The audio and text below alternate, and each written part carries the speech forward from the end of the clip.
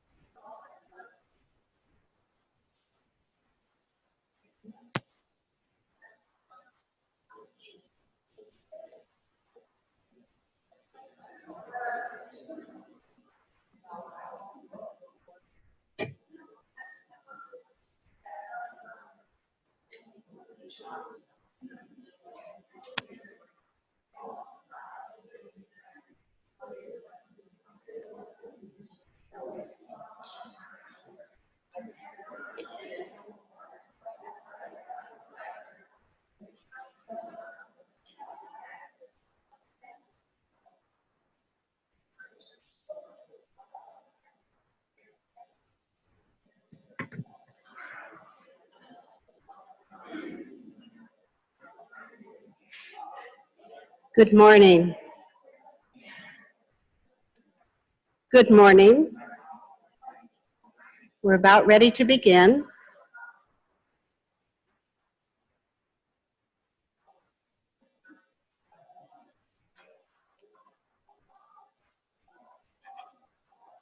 It is good to have you all here today. Today we join in a very long journey, one that has been in process since humanity first began, with the realization that there is something or someone greater than ourselves.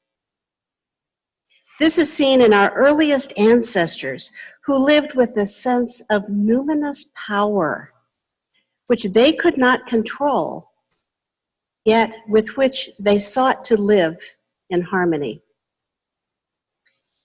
In our recorded history, we have learned of the many forms of religious life, based on longing for something more and a relationship with this divine mystery. In our short history, we name forms using categories like early Christians and desert mothers and fathers, monastic, mendicant, apostolic forms. Each one was a response to the cultural and historical reality of their time, and each one offered wisdom to the next evolution. In our lives, at least in the last 50 years, religious life has been morphing into something new, which we could not define at the time of the Second Vatican Council, yet we have lived it. We have lived through the many changes in our lives, even as the basic longing remains strong. In the last several years in Loreto, we have been exploring what new forms might look like. As we, on the Emerging Forms Committee, shared with you, the more we worked to create a structure, the more we realized we were limiting possibilities. We know that the creative Holy Spirit is calling us forward, inviting us from the future. Our response is to take some steps and keep space open for what will evolve. When we gathered last year at the assembly, the sharing done by Joanne and Susan touched a chord in each of us.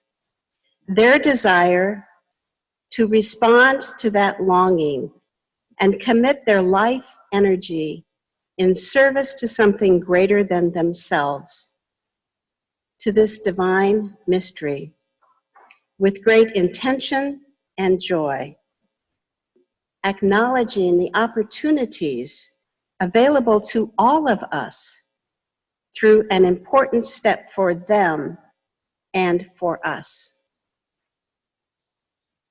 We know from experience that within the celebration of vows, of making a life commitment of service, each of us who participates renews our own commitment to the vows that we have made, our response to that longing deep within us.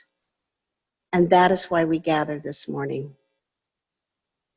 The time this morning is a chance for each of us to reflect on our own lives, the experiences of longing, of which we have had many.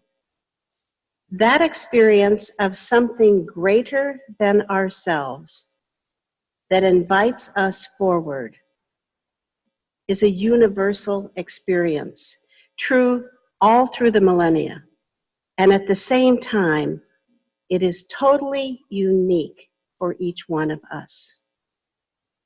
St. Augustine, so many years ago, reflected, "You have made us for yourself, and our hearts are restless until they rest in you."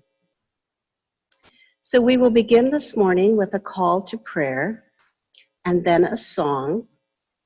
The words and music are in your booklet. The song, as we all know, is a way to unite our voices and our intention as we explore together the ways we recognize and respond to this ongoing invitation.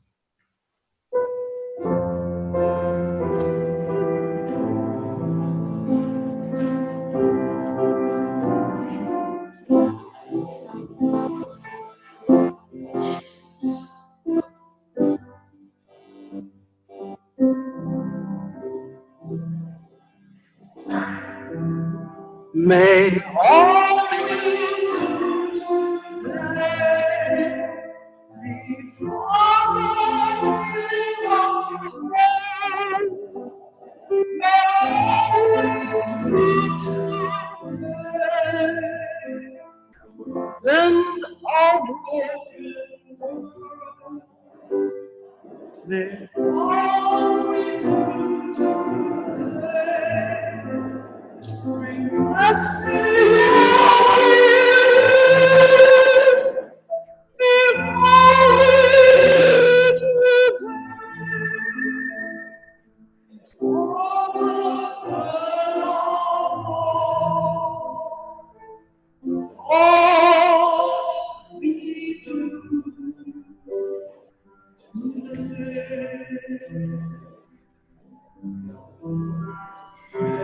All we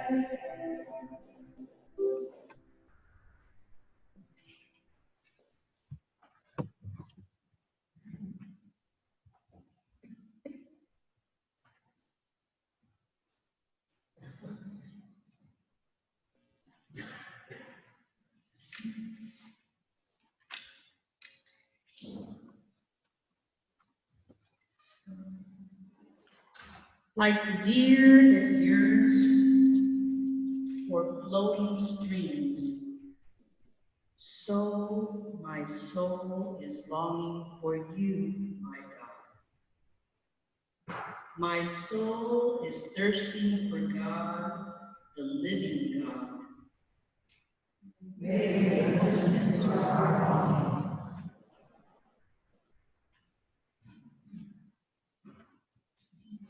The search goes on because the human heart is insatiable. A universal experience of immense longing propels the human adventures in all fields.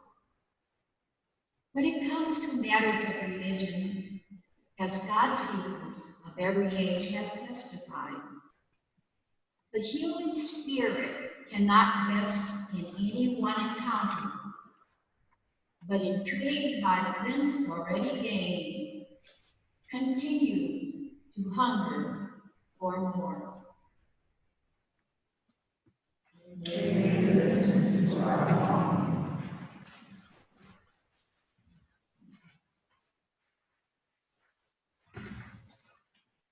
If a person feels the longing to be at one with the universe, it is as if the universe feels the same longing to be at one with the person. If I sense a great aching in my heart to be in love with God, it seems that God must in some mysterious way share that aching for me. May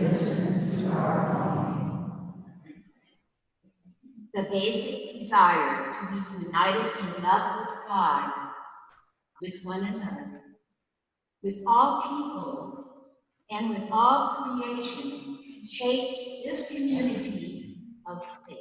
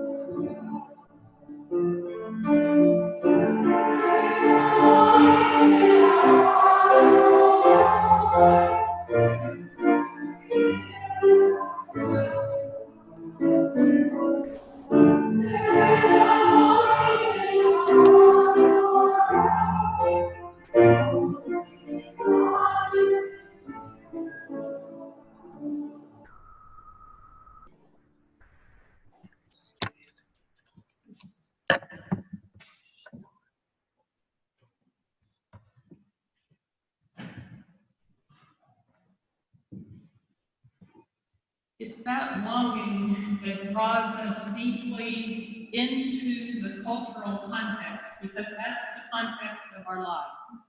And there is a part of ourselves that recognizes, that says yes when we are in solidarity with others, that says yes when we see our little calves frolicking in the pastures and when we see the beauty of the world around us. And there's a part of us that says no.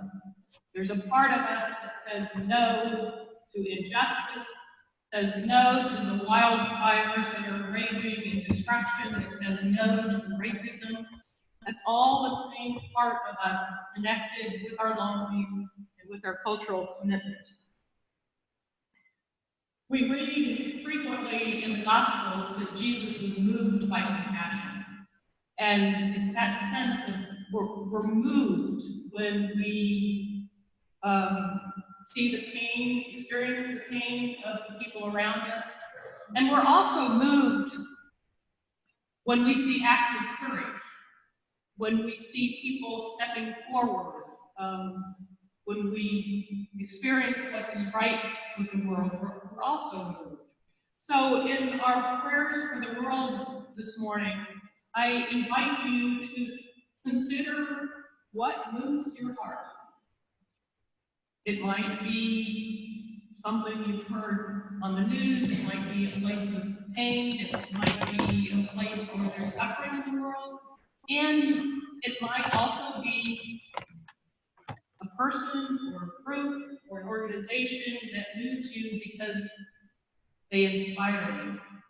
So what we'll do to gather our prayers and all that we carry in our hearts this morning, we invite you to just name a word or a phrase right from where you are. If it's on this side of the room, I will repeat it into the mic and a candle will be lit. If it's on the other side of the church, then Pat will repeat it into the mic and a candle will be lit. So with that in mind, let's just take a moment to settle our hearts and our spirits in prayer, and then freely just call out a word or a phrase that moves your heart.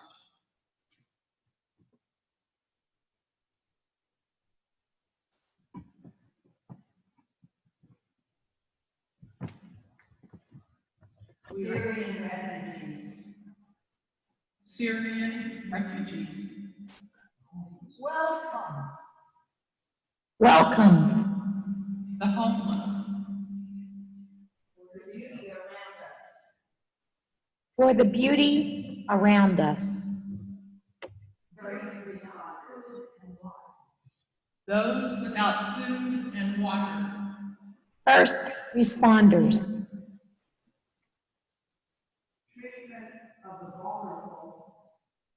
Treatment of the vulnerable.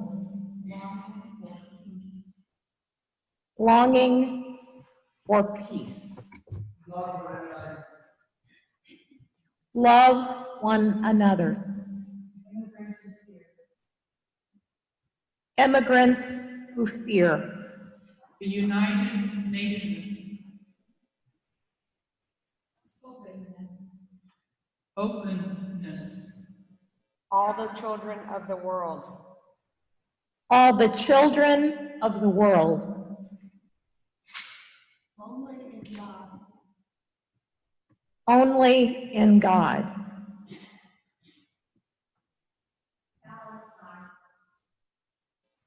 Palestine. Brady. Traditions of our ancestors. Traditions of our ancestors. All who struggle. Beloved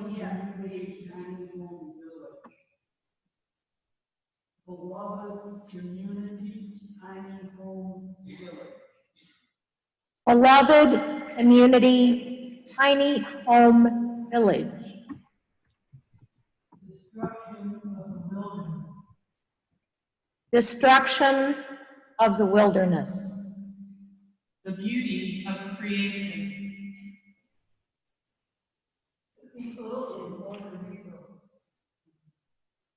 The people in Puerto Rico.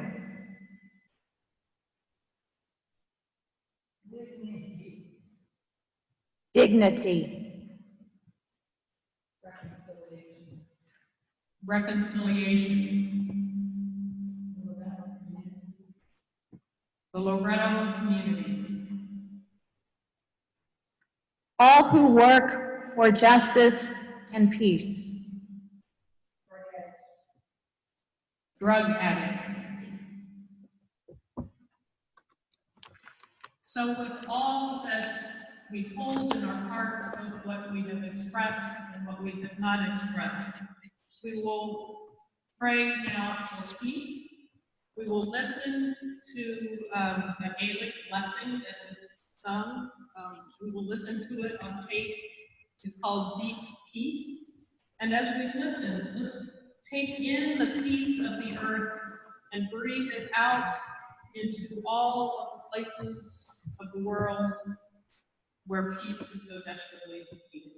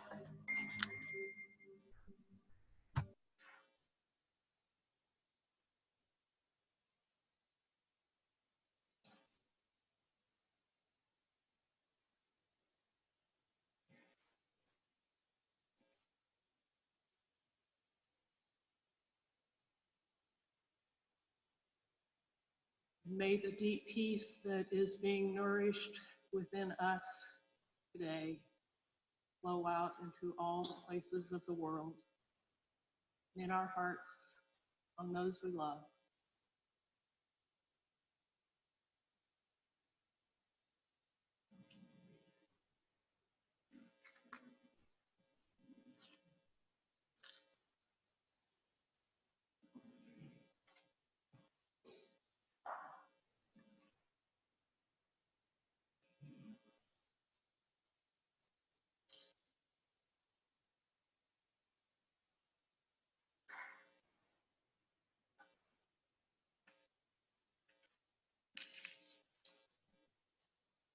Each of us is a tiny part of a great, long process of life's becoming.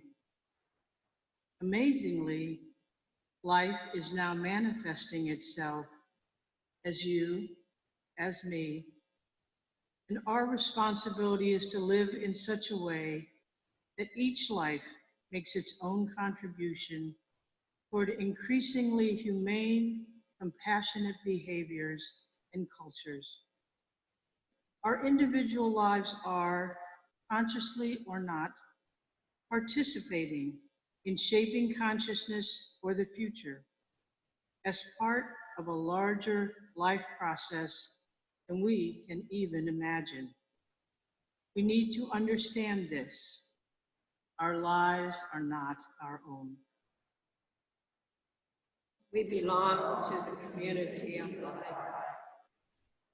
Unknown and unseen have felt in this new consciousness what they experience as a call, vocation, something that draws them in a way that cannot deny, that gives meaning and purpose to their life, something that evokes from them not just a sense of commitment, but excitement and new energies.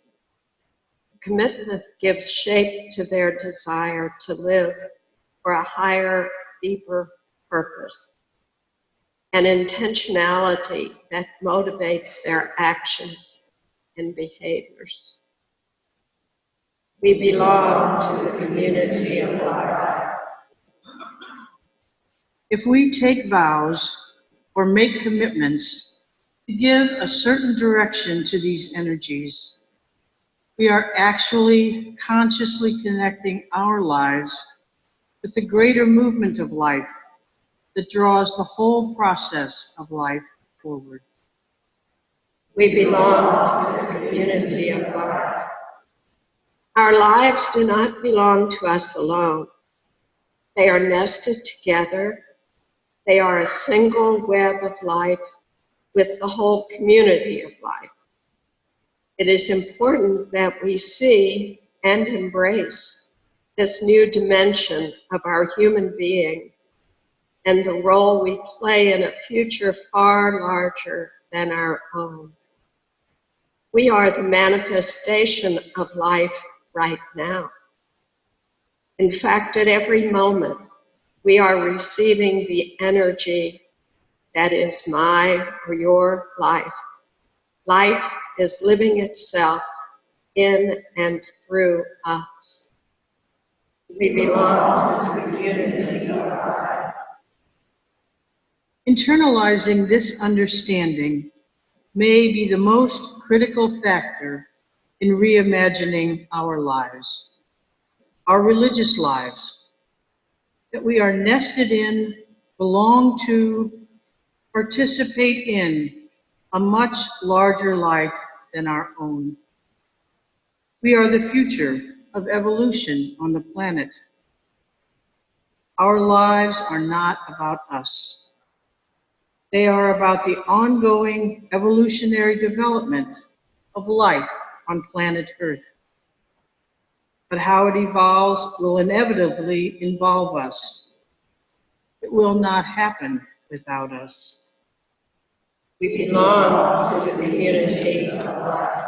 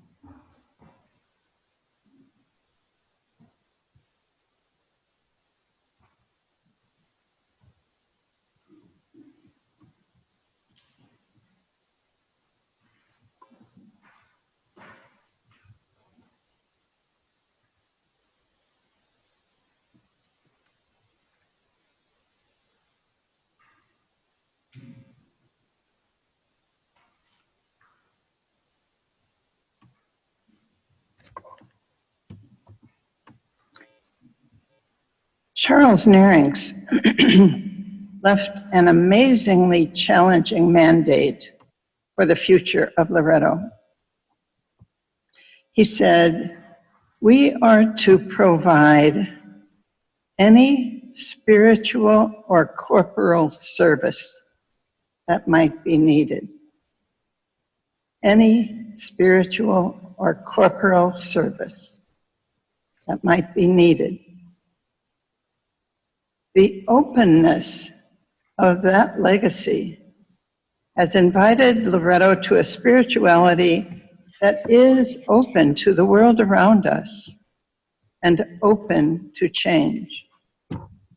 I think at this point in our history, we are aware that our minds and hearts are opening to new horizons. We are drawn to cross boundaries of culture, race, nationality, gender. We're drawn to recognize the presence of God as the ground of all being, seeking to unify creation in one great communion of love. That is what we long for. And this is our mandate now as God seekers, to recognize the presence of God that is holding everything in being, and to recognize that the longings we feel in our hearts for a peaceful world, for a world of love and justice and compassion, that these very longings are God's urgent call to us. God calling within us. That is what is making our longings. These very longings are God's call to ground our lives in communion in God. God, whom we seek and whom we serve, is to be found within this creation, lodged within our deepest yearnings and embedded in a creation that radiates the divine presence. So let's listen to this mandate again as we embrace our longings as God's urgent call to us.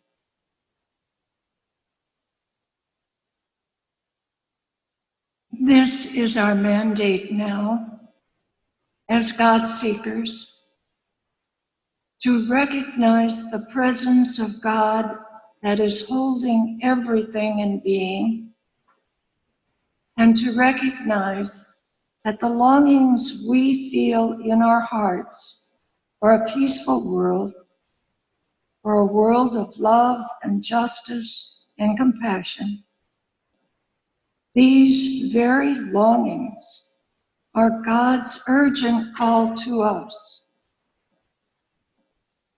We are drawn to ground our lives in a communion of life in God. God, whom we seek and serve, is to be found within this creation, lodged within our deepest yearnings, and embedded in a creation numinous with divinity.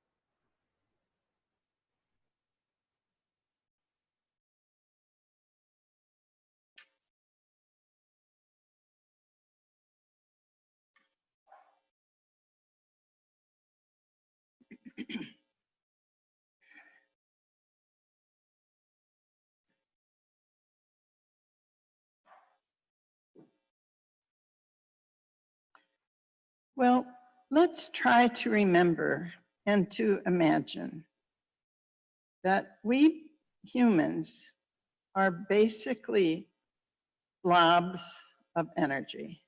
That's the way one author described us, blobs of energy. Actually, rather dense blobs, which is what our bodies are, right? So we are embodied energy, and we're products of a long evolutionary history. What we want to do is release these life energies, open our pores to allow peaceful, gentle, holy energy to be communicated to the world around us. That's what our bodies are supposed to do, open pores, so that we're generating peaceful energy in the world around us. I think the ancient Eastern traditions understood better than we in the West that we humans embody within ourselves energy centers that they named way back, I guess, chakras. And I want to talk about those chakras and how they affect us. The chakras could be differently named, and in different traditions, they're associated with different centers, different organs in the body. But every chakra path follows the same path. And they're recognized now in many traditions. Now that the East has come to talk to the West, or the West has come to talk to the East, we can share these understandings and learn from things that we really had never thought of before.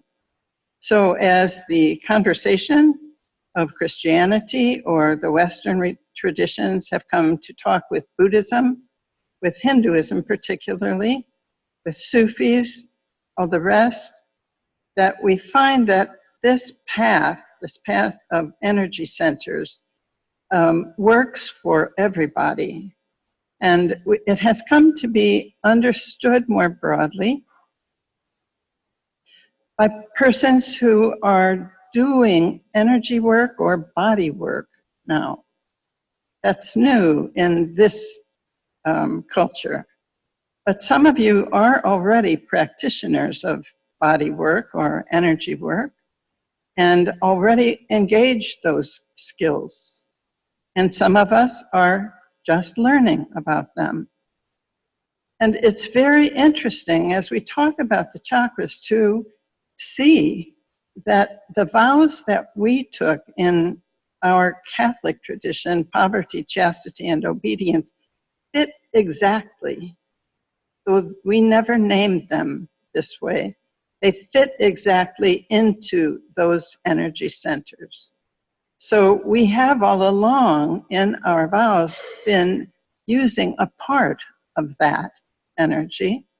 But the fact that we named them poverty, chastity, and obedience in some ways limited the ways we could understand that energy. It put it in a box, as it were. And now that box is open and we're going to look at that energy and say, what's the bigger way that that energy wants to be used?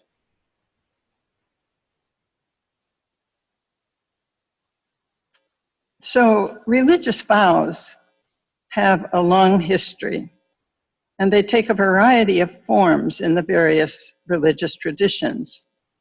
But we can recognize now these chakras, as we're calling them, we can recognize that they mark a universal path which can be adapted by any religious tradition. And I think about, I don't know, maybe it was 10 years ago, maybe it wasn't that long, maybe it was longer.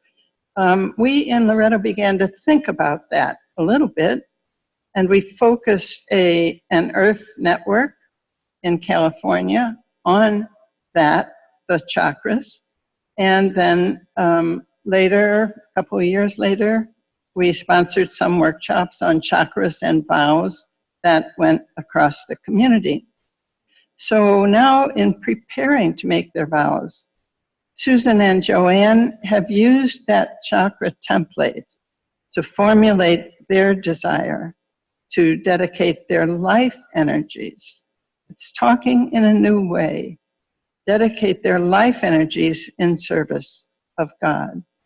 And we know God now, not as out there, but as in the whole of creation and in each one of us, and holding those energy centers within us. So I want to talk a little bit about each of the chakras, just so that we can be maybe on sort of the same page as Susan and Joanne when they prepare to frame their vows in this template. So the first, we start from the base. The first is generally in the spinal area, and it goes downward through our legs and really down our feet into the earth. And you know how instinctively we just expect that there will be something stable below our feet when we put them down on the ground. That just, you feel the pull, right? You expect that it's going to be there. That's our primal connection with Mother Earth, that there's that steady foundation that is supporting us. So that energy, that's grounding energy, that's pulling our feet down with the gravity pulling us down to the ground. And that sense of grounding, that sense of security that we maybe don't pay attention to. How wonderful it is that there's something under our feet when we put them there, right? That's kind of a miracle, isn't it? That it works that way. So that's grounding energy, giving us a sense of security and belonging, that we're rooted, as it were, in this earth. And we expect that, and it gives us the privilege of being able to live with trust. Think of the trust that we're engaging when we put our feet on the earth. That's amazing.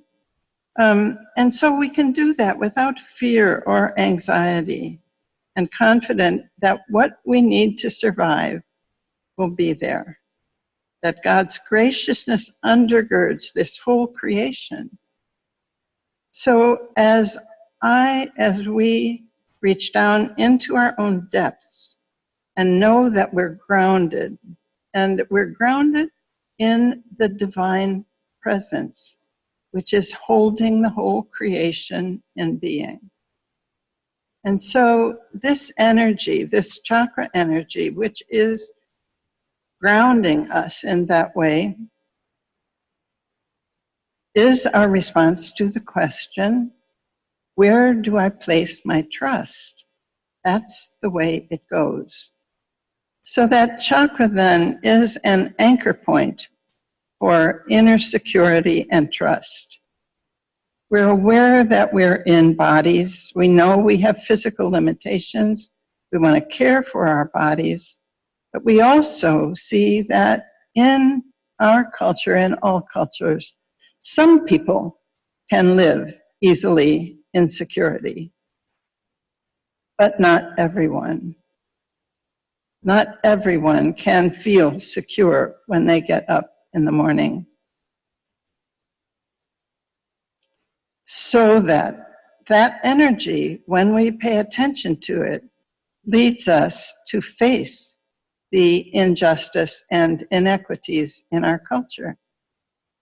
because we can live securely.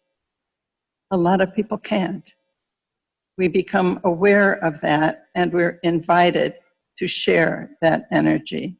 And that's a call to us to live an intentional life that embraces those who do not have that privilege of living in security. So to deepen that sense of rooting, that sense of grounding, you might just try meditating on being a tree and think of the ways that trees sometimes have a taproot that goes all the way down, down, down until it reaches the water. Or think of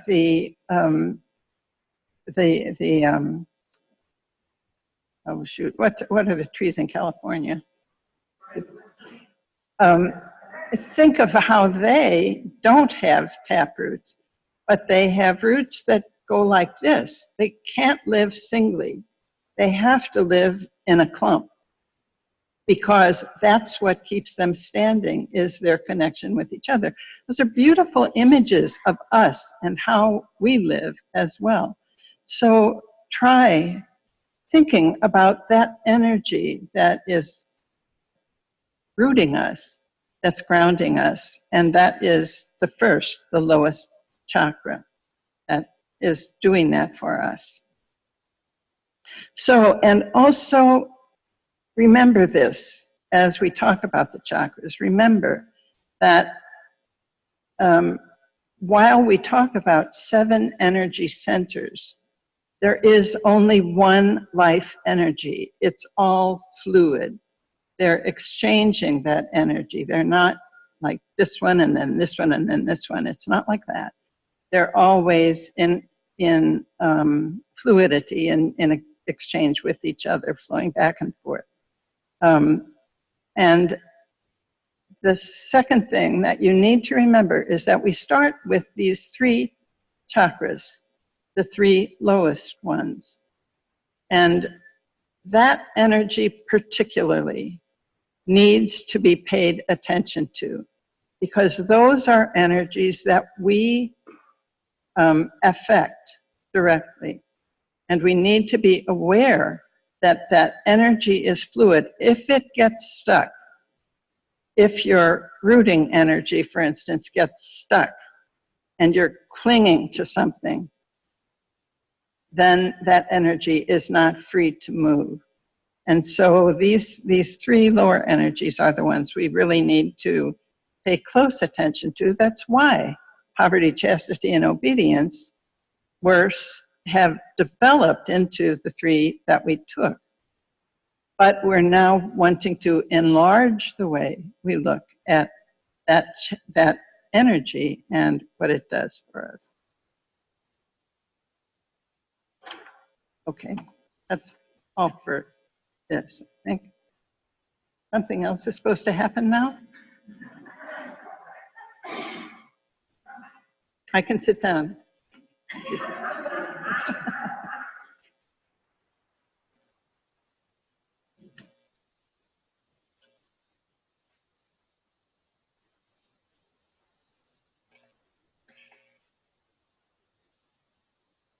As a follow-up to each of Elaine's talks on each of the chakras, Susan and I are going to speak a little bit about the vow that we are taking related to that energy, and how the vow, like how I understand, how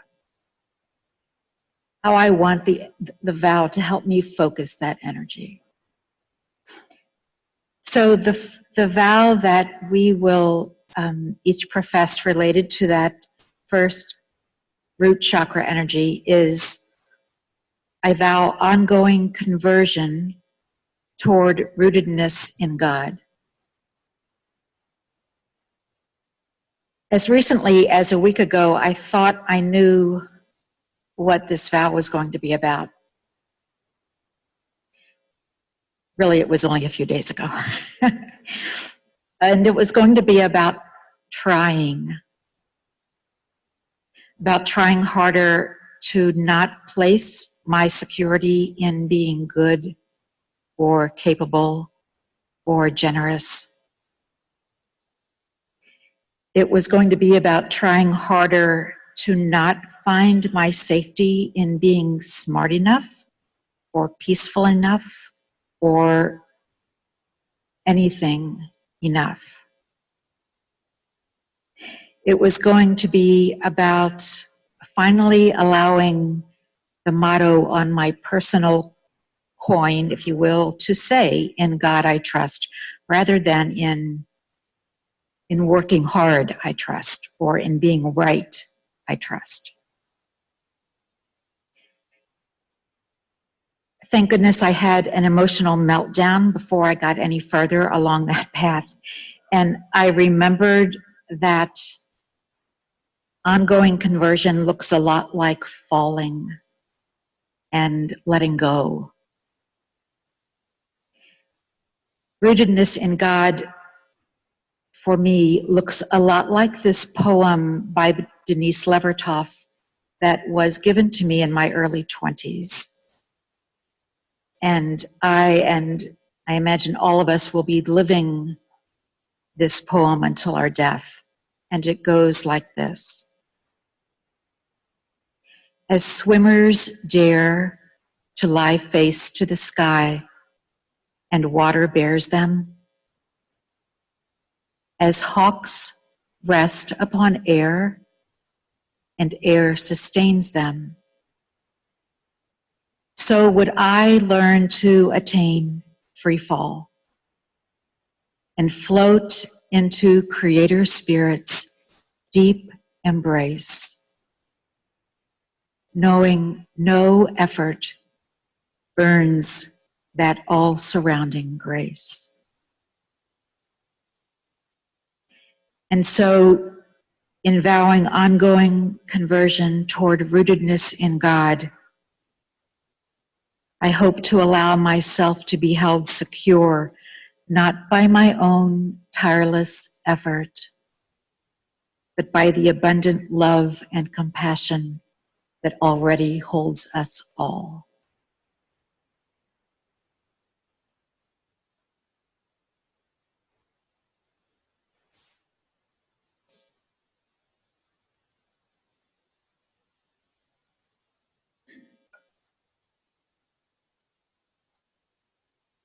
Elaine talked about the fact that our feet are on solid ground and we can feel that rootedness and that solid ground under our feet. Let's stretch that a little bit and let's think about the fact that we are on planet Earth, which is orbiting around the sun at 67,000 miles per hour, at the same time that it's spinning at a speed of 800 miles per hour. So what feels like solid ground under our feet is actually orbiting and spinning. And I doubt that very many of us got up this morning afraid that we were going to fly off the face of the planet into outer space. Right? We take for granted that gravity will hold us in place. Gravity will hold us steady, that it's dependable and unfailing. So what if I really knew in the very core of my being that love holds me in place and is steady and dependable and as unfailing as gravity? How would I go about each day if I really, really knew that to be true? How would I treat others if I knew myself to be unconditionally loved? How would I respond to those who are suffering and to those with whom I disagree? A primary question for me as I seek to live that fundamental truth that we are rooted in the God of love is this: where do I look when I feel insecure? So my tendency as you all know, is to try to shore myself up through my own effort. I'll work harder, I'll try harder, I'll do more.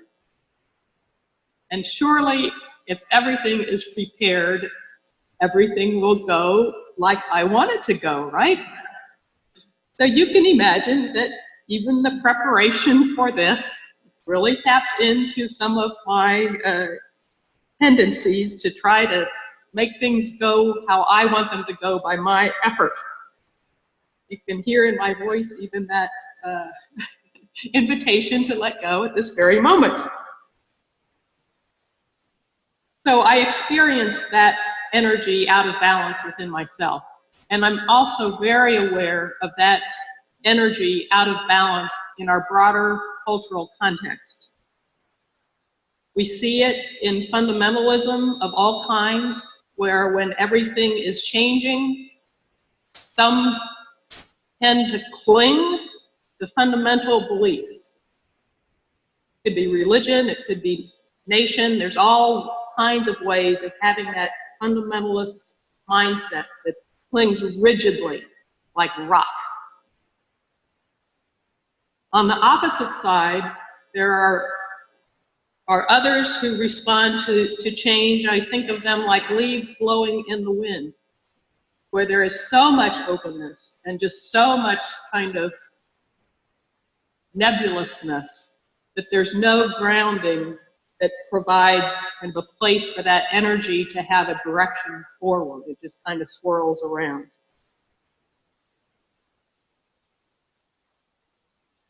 So when I'm feeling tossed about by my fear or insecurity, or when I find myself clinging to my beliefs or my own sense of how things should be, it's really important for me to remember that I'm held, we are held, Earth is held steady by the love that gathers us all.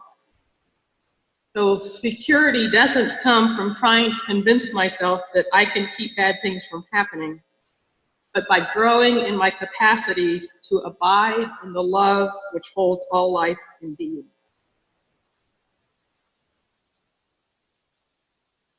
So at this point, we will take 5 minutes for personal reflection, and I will offer some reflection question. And then we'll take a 30-minute break, and we'll come back here at 10:30. But right now, we'll just take 5 minutes of quiet and